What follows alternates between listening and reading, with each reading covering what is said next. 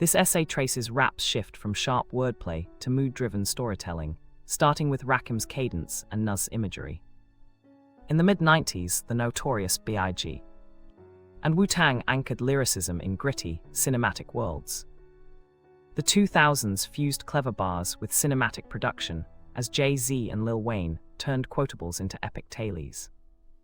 The 2010s brought a vibe revolution with Drake's mood, Kendrick's atmospherics, and Travis Scott's immersive sounds. Today, vibe dominates, yet artists weave culture and truth into mood, proving atmosphere can rival meter.